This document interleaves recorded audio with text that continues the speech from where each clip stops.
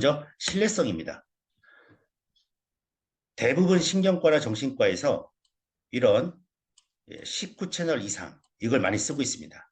하지만 EEG 수집 센서의 발전으로 뇌파 데이터 수집에 필요한 전극수가 감소하고 블루투스와 같은 무선 통신을 통해 스마트폰이나 랩탑에 전달이 가능한 형태로 이쪽으로 바뀌고 있다는 거죠. 전 세계가 지금 이렇게 바뀌고 있습니다. 네, 단일 채널로 간소화.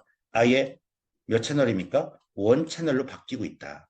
이게 세계적 흐름이라는 것을 여러분들이 알고 계셔야 19채널만 써야 한다는 생각은 정말 옛날 생각이죠. 이거 깨우쳐야 합니다, 여러분. 지금 이게 얼마나 발전됐으면 여기 4개, 그죠? 4채널. 원채널로도 뇌파 추정이 되겠습니까? 예전에 이제 16개 이상의 전극을 사용했는데 이제 2021년도 연세대학교 논문입니다.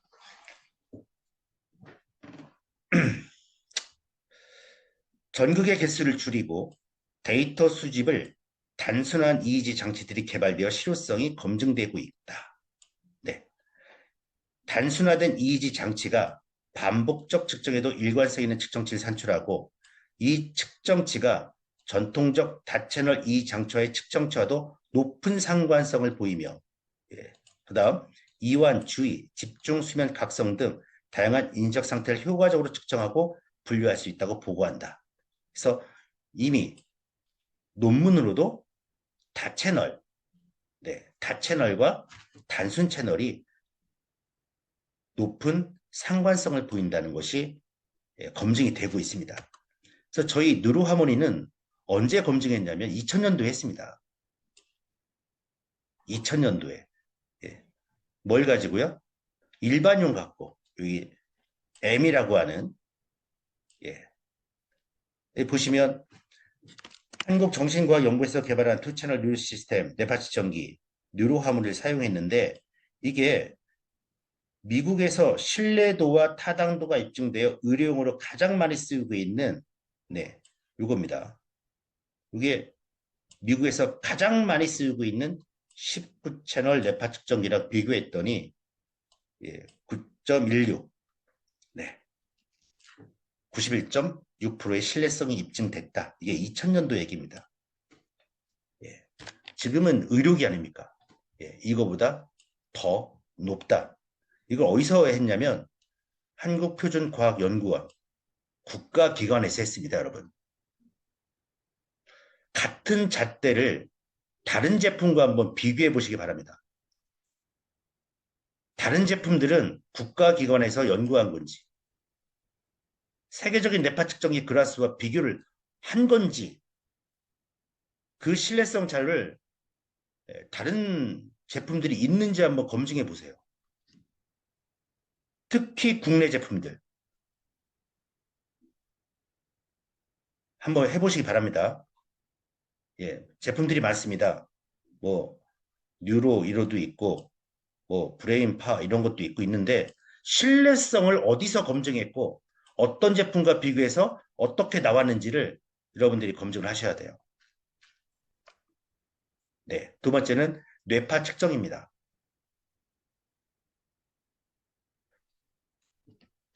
여러분들이 이제 제품을 가져가서 이제 데모를 하실 거예요. 데모를 하시거나 설치 후에 뇌파를 측정하십니다. 그때 그냥 뭐 이렇게 땀이 있든 뭐 비비크림을 발랐든 선크림을 발랐든 에어컨이 나오든 뭐 휴대폰이 바로 옆에 있든 그렇게 검사하시면은 안 됩니다. 그냥 체험으로 한다면 이렇게 하는 거다. 방법을 알려주실 거면 되겠지만 진짜 뇌파까지 여러분들이 가셔서 검사를 하고 분석을 할 때는 진짜 이렇게 하시기 바랍니다. 왜? 첫 번째 뇌파 측정이 중요하고요. 분석을 해줘야 하잖아요. 그럼 제대로 뇌파를 측정해야겠죠. 이렇게 하지 않고 엉망으로 뇌파 찍은 다음에 어라? 뇌파가 왜 이렇게 나오지? 그런 거 하지 마세요. 네. 정말 뇌파 찍으실 분이 있다면 지금 이 설명을 들으시고 이대로 오셔서 측정을 하셔야만 저희 제품 신뢰성이나 여러분들의 업무를 대하는 태도, 그 다음에 뇌파 분석할 때 정확하게 뇌파를 얘기할 수가 있습니다. 뇌파 검사하실 분, 만약 측정하신다면 술 드시지 마시고 충분히 주무시고 오시고 커피, 담배 두세 시간 전부터 금지시키시고요. 네, 컨택트 렌즈보다는 안경 권유하고요. 감기 기침이 있을 때는 다음에 오시라고 하시고요. 너무 급하게 해서 땀, 그 다음에 졸릴 때 이런 거 하지 마시고요. 약물 복용 했는지 안 했는지 꼭 체크하십시오. 환자분들 특히 약 이렇게 드시고 오시면 약의 효과 때문에 정상 뇌파가 나올 수 있습니다. 아니면은 아예 엉뚱한 뇌파가 나올 수 있습니다. 약이 안 맞을 때는요.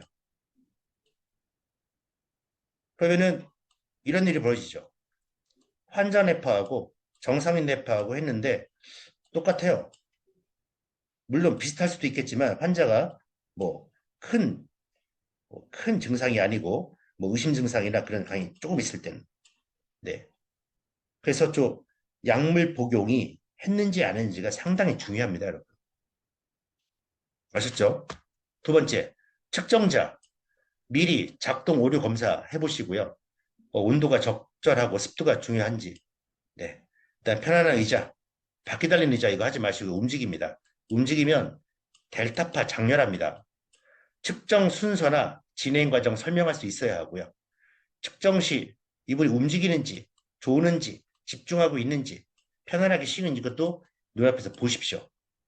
5분 땅 하자마자 밖에 나가서 핸드폰 보시고 예, 그런 거 하지 마세요.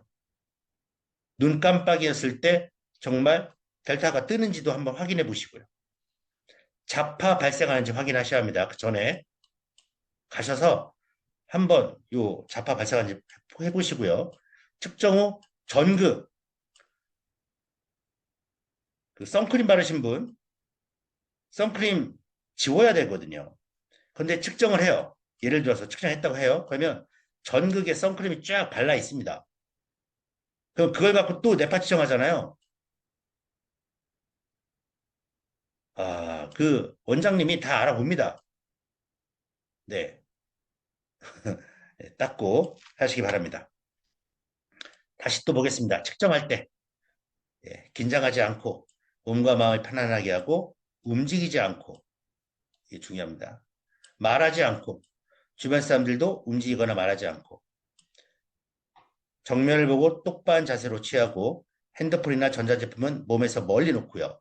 이마를 깨끗하게 닦고 전극을 깨끗하게 닦고 왼쪽 귓볼에 전극을 착용하고 가운데 전극이 이마 가운데 위치하게 하고 헤드폰을 착용하게 합니다. 네. 훈련식 유의사항입니다. 비슷합니다. 긴장하지 않고 편안하게 하고 움직이지 않고 말하지 않고 주변 사람들도 움직이지 않고 말하지 않고 정면을 보고 똑바른 자세를 취하고 핸드폰이나 전자제품들은 몸에서 멀리 놓고 이마를 깨끗하게 닦고 전극 닦고 왼쪽 깃발 착용하고 예, 가운데 전극이 이마 가운데 위치하게 하고 헤드폰 착용하고 피드백 음에 집중하고 의도적으로 잘 하려고 하지 않고 프로그램에 자신을 맡긴다. 이건 이제 다 출력이나 하나 만드셔가지고 병원 그 뇌파 측정기하고 훈련기 앞에다 이렇게 놓으시면 걸어 놓으시면 되겠습니다. 세 번째입니다. 예, AI 디지털 개인 맞춤형 치료에 대해서 말씀을 드리겠습니다. 가장 많이 여러분들이 받는 그리고 여러분들이 누르하미를 비교할 때 우리 뇌 속에 저장된 지식이 MC 스퀘어가 떠오르게 되는 구조인 것 같습니다. 네. 거의 뭐 8에서 90%는 이거 MC 스퀘어랑 비슷하구나. 네, 그렇게 얘기를 하십니다. MC 스퀘어와 뉴로하모니 비교해 보겠습니다. 뇌 자극이죠. 예. 단방향 뇌파 자극 제품으로 장기적인 사용으로 인한 간질 유발 사례를 발표하면서 끝났습니다. 예. 자극, 일방적 같은 소리를 계속 지속적으로 뇌에다 자극을 해주는 거죠. 네, 저희는 사용자의 뇌파를 측정하면서 여기 뇌파 측정은 안 합니다. 저희는 사용자의 뇌파를 측정해요. 왜요? 이 사람의 뇌에 맞게, 예, 이분의 뇌에 맞게 해야죠. 그런데 이분의 뇌에 맞는지 안 맞는지는 뭐 상관없이 그냥 쫙 자극 넣는 거죠. 그게 MC 스퀘어하고 누람의 차이예요. 그래서 사용자의 뇌파를 측정하면서 특정 뇌파 상태를 시각과 청각으로 쌍방향 피드백. 네. 여기서 뇌파가 나오면 프로그램이 움직이고 프로그램이 움직이면 다시 뇌가 알아서 계속 움직이고 쌍방향 피드백해서 뇌 가소성을 향상시키는 제품입니다. 그래서 저희는 무자극, 자극이라는 표현을 쓰는 겁니다. 아셨죠? 개인 맞춤형에 대해서 계속 말씀드리겠습니다. 저희 뉴로하모니는 매 초마다 뇌파 조건을 점검합니다. 매 1초마다 뇌파 조건을 점검해요. 그래서 임계값을 설정합니다. 예, 뇌파 조절을 위한 기준값을 의미해요. 그래서 델타, 세타 같은 수면 뇌파, 예, 서파라고 하는데 이런 뇌파는 안 나오게 임계값을 설정해서 이 값에 도달하면 또 계속 내리는 거죠. 예, 이게 자동입니다. 임계값이 자동으로 된다는 거죠. 자, 뇌파는 매 순간 변합니다. 계속 변해요. 똑같은 뇌파가 계속 나오는 게 아니라 뇌파가 계속 변합니다. 피드백에 의해서 뇌파는 특정 상태로 유도되어 변하고요. 그래서 매 초마다 기준값이 달라집니다. 그래서 뉴로하모니는 1초를 256번 잘라서 그 순간순간마다의 임계값을 설정해서 자동으로 내가 원하는 뇌파는 끌어올리고 내가 나오지 말아야 할 느린 서파나 스트레스 뇌파 같은 계속 줄이는 거죠. 그래서 매 초마다 기준값을 자동으로 조절하여 각 개인의 변화에 따라 실시간으로 뇌파를 조절해 줍니다. 이게 임계값 자동 뇌파 조절 기법, 다이나믹 디솔트 컨트롤이라고 합니다. 이게 바로 개인 맞춤형이고요. 또 두 번째는 AI 뉴로 피드백 시스템입니다. 훈련자의 뇌파 피드백 패턴을 학습해서 인공지능이 뇌파의 피드백 패턴을 학습해서 뇌파가 목표한 수준까지 가장 빠르고 효율적으로 변할 수 있도록 해주어 뇌훈련의 효과를 극대화해 줍니다. 그래서 이게 개인 맞춤형이라는 뜻입니다. 이 얘기를 제가 왜 말씀드리냐면 후에 이런 비침습 내조절이 나옵니다. 그리고 이 비침습 내조절뿐만 아니라 침습이든 약물이든 아니면 뇌를 갖고 하는 뭐 인지놀이, 뭐 노래 전부 다 개인 맞춤형이 아니에요. 지금 비침습 치료 기법에 대해서 제가 설명해 드릴 건데 이제 검사를 하고 치료를 하겠죠. 침습 뇌조절은 피부를 뚫고 들어가는 거고요. 비침습은 피부를 뚫고 들어가지 않습니다. TMS, 자기장, 예, TCS, 전류, 요 두 개가 이제 많이 쓰고 있어요.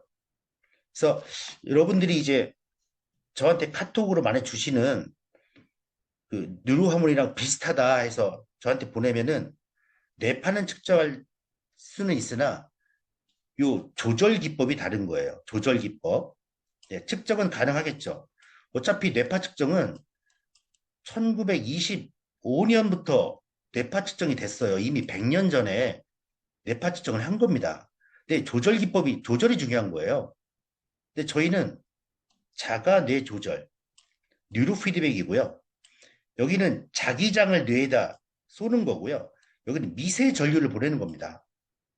자꾸 비슷하다, 뭐 같은 거 아니냐 했을 때 서울하고 인천하고 같습니까? 예. 뭐 대전하고 천안하고 같아요? 완전히 다른데 그냥 모양새 보고 아유 비슷한 게 맞네요. 전기 자극 주는 거하고 누르피드하고 같습니까? 자기장 쏘는 거하고 누르피드 같아요? 비슷하면 저한테 비슷하다고 묻지 마시고요. 공부 좀 하셔야 할 것 같습니다. 찾아보시고, 이거는 기법이 뭘까? 비슷한 게 있어요. 그럼 제품이 나오지 않습니까? 그 제품을 검색하면은 홈페이지가 나옵니다. 홈페이지에서 이 제품 특징이 나와 있어요. 그러면, 이건 미세전류구나. 이거 누구나 찾을 수 있는데, 그냥 찾으시고, 이 제품은 어떤 거 다른 겁니까? 나한테 바로 질문하시는데, 이거 하지 마세요. 공부하셔야 합니다, 여러분. 네. TMS입니다. 경두계 자기 자극술이에요. 네. 병원에 가시면 이제 이걸 쓰고 있는 의사분들과 많이 만나게 될 겁니다. 병두계 자기 자극술, TMS 치료라고 합니다. 네. 자기장을 이용해 뇌 신경세포를 자극해 우울증 증상을 개선하는 비침습 기술입니다. 예. 여기 있잖아요. 이렇게 생겼잖아요. 이렇게. 띠릭, 띠릭 하면서 소리가 납니다. 예. 이분 이제 좌측에다, 여기다 대고 이제 자기장을 쏴주는 거죠. 네. 뭘 쏜다고요? 자기장을 예, 뇌에다가 쏘는 겁니다.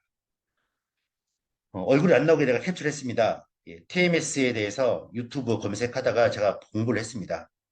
그 중에서 TMS 시술은 몇 살부터 받을 수 있는 거냐 하니까 TMS가 성인에 대해서만 허가가 되어 있답니다. 성인에 대해서만. 소아청소년은 아직 허가된 사안이 없답니다, 여러분.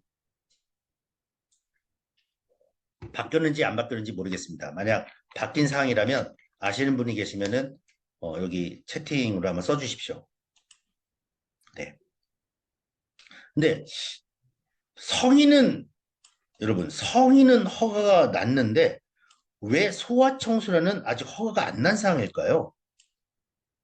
이게 왜 그럴까요? 이것도 아시는 분이 계시면 네, 저기 채팅으로 써주시기 바랍니다. 그냥 저는 그냥 의심이죠. 아무 문제 없는데 이거 예, 아무런 문제가 없는데 왜 성인은 되고 소아청소년은 왜 허락을 안 해놨을까? 부작용이 있는 걸까? 해서 제가 부작용을 찾아봤습니다. 물론 네이버 블로그나 다른 데서는 TMS 부작용이 없다고 하는 데도 있고 적다고 하는 데도 있습니다. 그러니까 이렇게 뜨는 거죠. 부작용. 이렇게 흔치 않은 부작용이 이렇게 있는 거 보니까 없는 건 아니고 저도 사이트에서 사 먹어요. 예, 없는 건 아니고 적은 것 같고요. 그러니까 여기 성인에는 허가가 됐는데 소아청소는 아직 허가가 안 된 것 같아요. 부작용은 일반적으로 보통 중간에서 나타나고 개별 세순 직후에 개선되며 추가 세수로 지나감에 따라 감소합니다. 두통이 날 수가 있고 자극 부위의 두피가 불편할 수 있고 안면 근육이 따끔거리거나 경련 또는 경련, 가벼운 머리 통증이 일어날 수 있고요. 심한 부작용은 드물지만 다음과 같은 증상이 포함될 수 있답니다. 발작, 조울, 특히 조울증 환자의 조울증, 시술 중 귀 보호가 불충분한 경우 청력 손실, RTMS, R을 이제 계속 한다는 거죠. 그래서 여부에 대해서는 더 많은 연구가 필요하다. 네, 이런 내용들이 나와 있습니다. 그래서 뉴로피드백과 자기장, 미세전류, 제가 한번 비교해 본 겁니다. 여러분들도 한번 공부하셔서 여러분들이 스스로 정리하시기 바랍니다. 저희는 실시간이죠. 실시간 자기장, 실시간으로 미세 전류를 뇌에다 보낼 때 뇌파가 아주 심각하게 변하지 않습니까? 그러면 그 뇌파가 변하는데, 뇌는 이렇게 변하는데, 그 변하는 뇌를 따라가면서 미세 전류가 그 뇌에 맞게 쏘는지, 그 뇌에 맞게 뇌파가 변하는데, 그 뇌파에 맞게 실시간으로 자기장이 그 뇌파를 따라가면서 그 뇌에 맞게 쏘는지, 저는 불가능하다고 봅니다. 그다음 우울증 정도에 따라 자기장 세기가 바뀌는지 한번 의사분들 계시면은 한번 여쭤보시기 바랍니다. 제 의심입니다, 여러분. 그 다음 치료도 같은 자기장 세기인지 다른 자기장 세기인지 예. 그다음 뉴로피드백은 부작용이 전혀 없습니다. 보고된 사례가 없어요. 여기는 자기장 미세 전류는 부작용이 적다. 예. 그다음 뉴로하모니는 전사나 인지 재활 치료 코드가 가능합니다. 예, 이런 소프트웨어나 컴퓨터로 인지 재활 치료 프로그램에 넣어서 그분들이 인지 재활 프로그램을 할 수 있죠. 자기장 미세 전류는 인지 재활 프로그램이 없습니다. 만약에 우리는 경두의 자기 자극수를 하고 있는데 뉴로 피드백이 필요할까요? 라는 질문에 대해서는 여러분들이 치료 코드인 저희 아까 치료 코드 보여줬잖아요. 전사나 인지재활 치료 코드, 예, 뉴로 피드백 코드. 그래서 전사나 인지재활 치료 코드로 경도 인지 장애나 예, 치매나 아이들 학습 장애, 발달 장애, 지적 장애, 경계선 지능아 이런 아이들을 치료할 수 있는 좋은 도구가 될 거다 이렇게 얘기해 주시면은 다른 또 새로운 영역의 시장이 또 만들어지는 거잖아요. 네. 그래서 새로운 시장을 진출할 수 있고 또한 치료에도 인지재활 치료에 더 큰 도움이 될 것 같다 이렇게 말씀해 주시면 부드럽게 넘어갈 것 같습니다. 네. 코드 달라 이쪽은 Q 코드고 저희는 이제 M이나 N 코드죠. 그래서 여러분들이 당하지 마시고 병원에 가서 이런 거 쓰고 있다, 이런 거 쓰고 있다 하시면은 요즘은 정보가 다 공개되어 있기 때문에 네이버에서 검색하면 여러분들이 원하는 대로 할 수가 있고요. AI 챗 로봇 사용해서도 할 수가 있고요. 이렇게 공부하시기 바랍니다. 그다음 이명입니다. 이명은 저희 그 일하고 계신 팀장님께서 이 SCI 논문을 저한테 보내주신 거예요. 네, SCI 논문인데 이명을 뉴로피드백 치료로 예, 델타를 억제하고 알파를 강화했을 때 이 이명 치료가 된다고 합니다. 근데 중요한 것은 TMS, 예, TMS나 전기 자극술 교수님들께서 이명 치료를 TMS나 전기 자극술로 교수님들 추천하시는데 이 논문에서는 이명 치료로 TMS와 뉴로피드백 비교 결과 뉴로피드백이 치료 효과가 더 유의미하다는 내용이 담겨 있습니다. 이명 치료도 가능하다. 거기에 더해서 TMS나 전기 자극술보다 훨씬 더 좋다. 그래서 이비인후과 원장님들한테 이 논문 자료 보여주시고 소개해 주면 될 것 같습니다. 그다음